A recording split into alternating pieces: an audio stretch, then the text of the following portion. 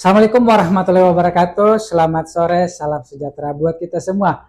Kembali lagi dengan kami, Afrian A. Ahmad Perwira Utama. Kami dari Junto Logom Logom dalam channel Obrolan Hukum.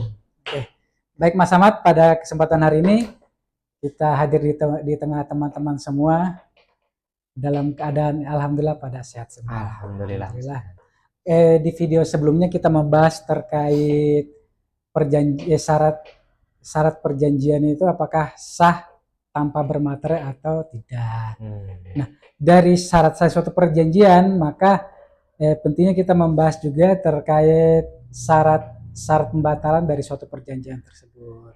Apakah syarat-syarat yang bakal membatalkan suatu perjanjian, apakah tidak memenuhi suatu yang dipersyaratkan dari Undang-Undang 1320 seperti itu Mas Ahmad ya. Iya. Monggo untuk materi pada hari ini nanti akan dibawakan oleh Mas Ahmad. Monggo Mas Ahmad, waktu dan tempat kami persilahkan. Siap. Terima kasih Mas Rian. Ya benar, kita pada video yang lalu kita sudah membahas mengenai syarat sahnya suatu perjanjian yang kemarin yang berkaitan berhubungan dengan materai. Apakah materai itu menjadi syarat sahnya suatu perjanjian? Ternyata bukan. Kemudian dari syarat sahnya perjanjian pada video yang lalu sudah dijelaskan oleh Mas Rian, ada 4 unsur ya, di mana diatur dalam pasal 1320. Dalam pasal 1320 tersebut dijelaskan bahwa syarat sahnya suatu perjanjian harus adanya suatu kesepakatan, kemudian harus adanya suatu kecakapan, kemudian adanya suatu hal tertentu, hal tertentu, kemudian yang keempat adanya kausa halal. Nah, dari keempat unsur ini tadi, ini merupakan syarat sahnya perjanjian. Gitu. Jadi dari syarat sahnya suatu perjanjian ini tadi Mas Rian bertanya ya, mengenai syarat batalnya suatu perjanjian, apakah bisa? Apakah ada? Ada. Di mana apabila keempat syarat ini tidak terpenuhi salah satunya, maka perjanjian itu batal, Mas Rian.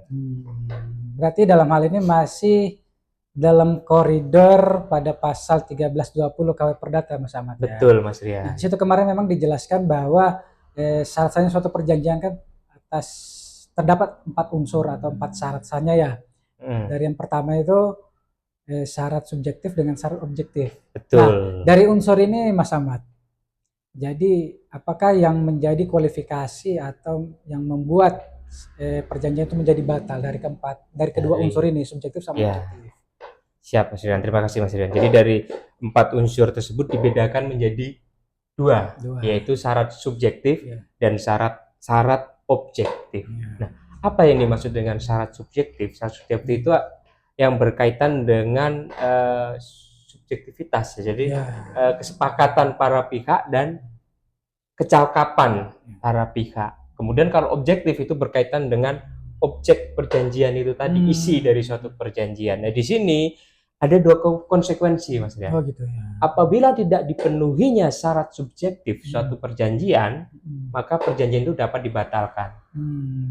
Nah, kemudian kalau tidak dipenuhinya syarat objektif dalam suatu perjanjian, maka perjanjian tersebut batal demi hukum. Begitu. Berarti batalnya dari suatu perjanjian tersebut memang terdiri atas 2, Mas Ahmad ya? Iya. Dapat dibatalkan dan batal demi hukum. Betul, Mas. Nah, kita berbicara terkait subjektif dulu, Mas Ahmad.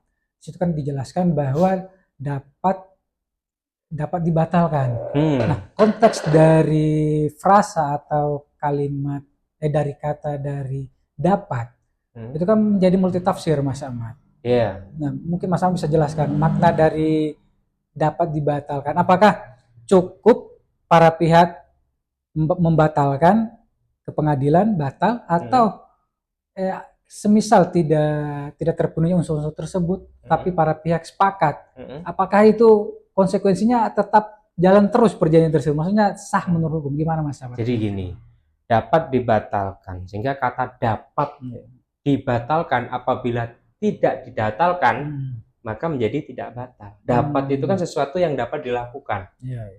Secara bahasa seperti itu. Kita dapat melakukan suatu hal, kita dapat pergi ke suatu tempat. Maka apabila tidak dilakukan pergi ke suatu tempat, maka kita tidak dapat mencapai tempat tersebut. Nah, sehingga dalam perjanjian ini apabila syarat subjektif tidak terpenuhi, maka dapat dibatalkan. Nah, sepanjang salah satu pihak tidak tidak protes ya biasanya ya. Tidak protes, tidak membantah, tidak menyanggah, dan dia merasa dirugikan, maka perjanjian itu dianggap sah. Kapan perjanjian itu dianggap batal? Yaitu pengadilan yang berwenang, sehingga dapat dibatalkannya suatu perjanjian itu melalui pengadilan. Dan apabila para pihak tidak melakukan pembatalan tersebut, maka perjanjian itu dianggap sah.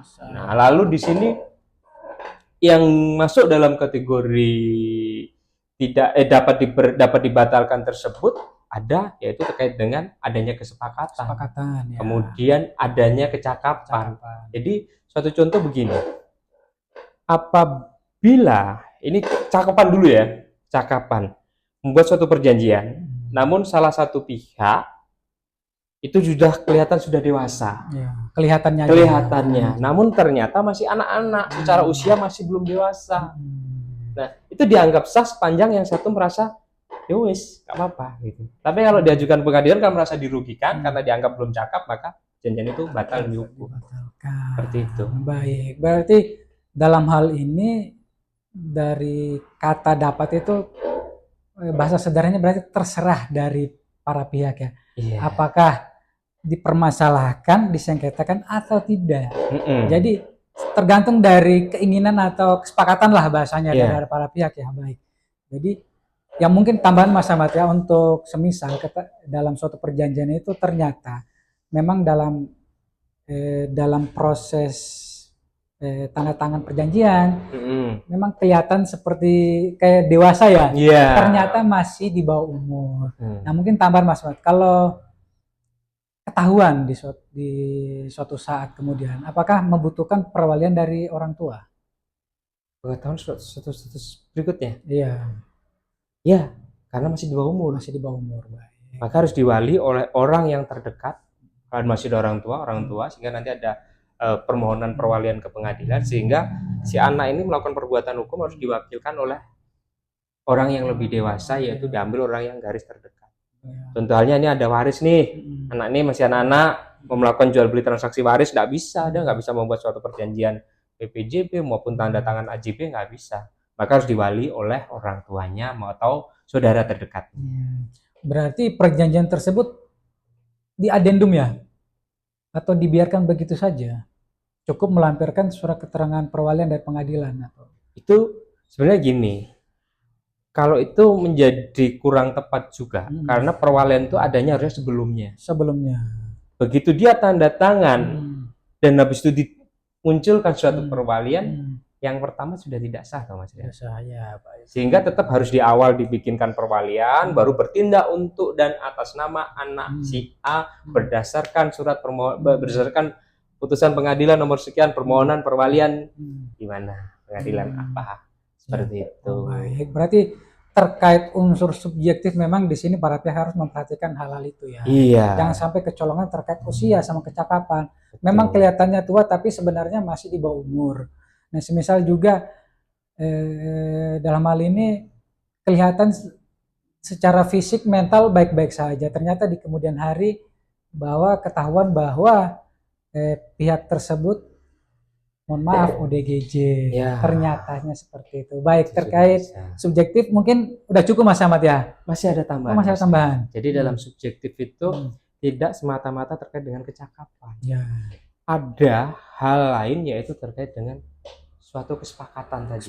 Nah, suatu kesepakatan apabila dibuat atas dasar itikat buruk, makanya harus ada itikat baiknya. Nah, di situ juga ada suatu hal-hal lain atas cacat kehendak, tipu muslihat, kemudian adanya ancaman, kemudian adanya penyalahgunaan keadaan. Nah, di sini dapat menyebabkan batalnya perjanjian, sehingga tetap kembali lagi dapat dibatalkan tadi, bukan batal demi hukum, sehingga harus melalui jalur pengadilan. Nah, lalu dalam suatu batalnya suatu perjanjian ini, itu juga bisa didasari atas dasar wan prestasi ataupun atas dasar perbuatan melawan hukum. Contoh halnya di wan prestasi itu diatur dalam, malah lupa saya terkait pasal berapa itu dalam KUH Perdata itu biasanya ada dalam perjanjian itu ada klausul perjanjian ini mengesampingkan pasal ini pasal berapa itu mengenai dengan syarat batalnya suatu perjanjian. Ya, biasanya seperti itu. Seperti itu ya. Apabila satu pihak melakukan suatu upaya apa gitu-gitu, dianggap jadi sehingga dianggap satu pihak dapat membatalkan. Padahal nggak bisa, ada proses pengadilan. Nah, itu berkaitan dengan wan prestasinya suatu pihak. Sehingga salah satu pihak apabila wan prestasi maka dapat diikutkan dalam suatu gugatan wan prestasi dan pembatalan perjanjian. Namun itu tidak bisa serta-merta seperti itu. Oh, begitu ya. Hakim tidak bisa serta-merta memutus wan prestasi batal. Tidak. Kita harus bisa membuktikan suatu peristiwa yang sedemikian rupa yang layak untuk dibatalkan. Contoh halnya perjanjian jual beli suatu tanah. Harga tanah 4 miliar. Si A baru bayar 100 juta. Misalnya ya. Nah, dalam pembayaran 100 juta itu sudah sekian tahun nih, ditagih nggak dibayar, sudah melampaui batas prestasinya. Karena seharusnya 1 tahun selesai dibayar 4 termin. Tapi baru dipetok 100 juta itu. Nah, karena sudah melampau bahkan lewat 4 tahun ini misalnya, belum juga dibayar, sudah ditagih, sudah di ini adanya suatu bahkan membuat suatu pernyataan membayar tapi tetap juga nggak bayar. Sehingga ini layak untuk dibatalkan karena sudah nggak seimbang. Kecuali ini sudah bayar sekian, sudah ini tinggal kurang dikit, maka bisa diprestasikan dengan ganti rugi apa, eksekusi atau apa, bisa seperti itu. Namun itu kasuistis. Sehingga dalam hal seperti ini maka nanti dalam gugatannya wan prestasi dan pembatalan perjanjian. Lalu bagaimana dengan uang 100 juta? Nah, uang 100 juta itu bisa ditafsirkan banyak hal. Contoh halnya atas kerugian, untuk menggantikan kerugian, bisa menjadi sewa rumah hingga tidak perlu dikembalikan. Tapi kalau memang kita nggak bisa membuktikan itu, maka dikembalikan kepada yang berhak, yaitu sih memberikan itu, sehingga batal perjanjiannya nggak jadi jalan. Sehingga para pihak nggak ada yang dirugikan. Begitu juga terkait dengan batalnya perjanjian karena suatu perbuatan melawan hukum. Di mana bisa dilihat perjanjian itu batal karena suatu perbuatan melawan hukum? Salah satu contohnya itu tadi, karena cacat kehendak. Satu cacat kehendak, sehingga perjanjian ini lahir karena adanya suatu perbuatan melawan hukum. Jadi adanya suatu perbuatan melawan hukum yang melahirkan suatu perjanjian. Contoh halnya gini, Mas Dan, todong dengan suatu senjata. Tanda tangan nih nggak? Kalau nggak, tembak. Saya nggak gitu. Ampun. Akhirnya terpaksa tanda tangan nih. Ini kan perbuatan mengancam, ini sudah perbuatan melawan hukum. Paksaan. Bedrocknya itu tadi. Atau bisa juga tak iming-imingi, tak rayu dengan bujuk rayu, dengan harkat palsu, nama palsu segala macam. Dirimu tanda tangan, jeger. Tapi ternyata dari klausul semua itu fiktif. Fiktif semua ternyata. Atas suatu perbuatan melawan hukum, tipu muslihat. Sehingga dibuktikan dulu itu nanti perbuatan melawan hukum apakah karena undang-undang atau karena asusila atau karena yang tidak patut dengan kehidupan masyarakat. Itu banyak hal itu nanti bisa mana yang sesuai dengan suatu perbuatan melawan hukum itu sendiri. Atau juga atas dasar salah satu contohnya penyalahgunaan keadaan.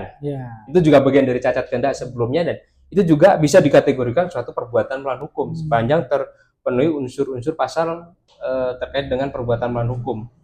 Nah, itu maka adanya suatu perbuatan melawan hukum menimbulkan kerugian, adanya hubungan kausul antara perbuatan dan kerugian itu tadi, sehingga muncul suatu perbuatan melawan hukum. Contohnya apa itu? Contoh terkait dengan apa tadi itu?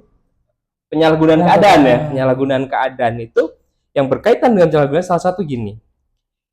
Misalnya kita bikin perjanjian, Mas Rian, ya. Posisiku melemah. Sudah uzur, sudah tua misalnya. Dirimu masih ini, masih muda, masih ini juga masih berpower lah. Karena ini toh rayu terus itu. Sehingga aku manut-manut aja, Mbak, gini, padahal itu tidak seimbang atas dasar bujuk rayumu ini dan keadaanku yang sudah tua renta itu tak manfaatkan, sehingga muncullah perbuatan penyalahgunaan keadaan itu. Salah satu contoh begitu, Mas Rian. Jadi perjanjian itu bisa batal demi hukum kok batal demi hukum, mohon maaf. Dapat dibatalkan tadi ya, karena suatu syarat subjektif tidak terpenuhi. Seperti itu. Syarat subjektif itu berkaitan dengan adanya kesepakatan, kemudian berkaitan pula dengan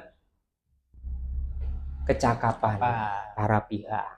Ya, baik. Jadi perbedaan antara perbuatan melawan hukum dengan wan prestasi memang dibedakan sederhana seperti gini Mas Ahmad ya berarti ya. Gimana?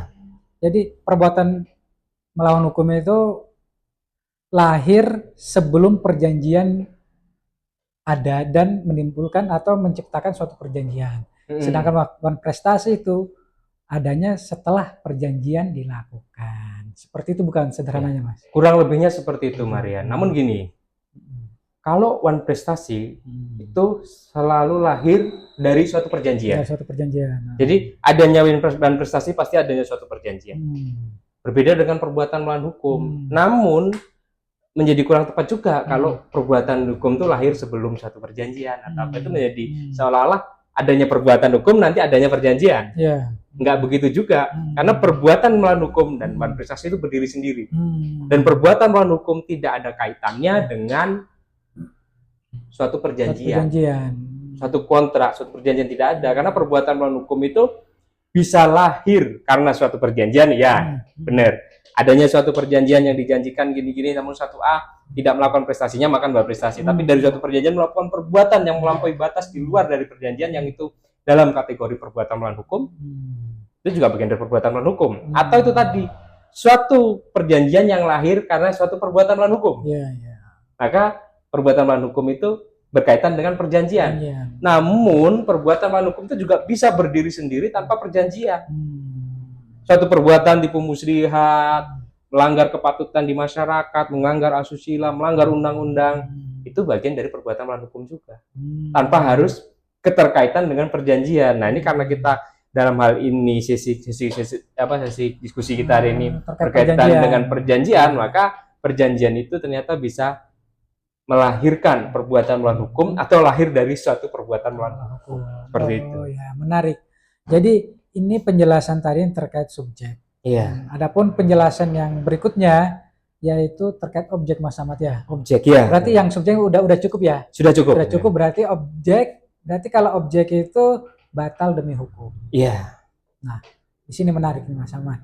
Karena batal demi hukum itu pun mungkin bakal ada multi tafsir juga dari teman-teman semua, karena semisal dalam suatu perjanjian tidak terpenuhi unsur-unsur objektif atau enggak dalam objek yang diperjanjikan ternyata bodong, bahasanya seperti itu Mas Ahmad. Apakah batalnya demi hukum itu secara otomatis batal atau harus ada gugatan untuk putusan pengadilan?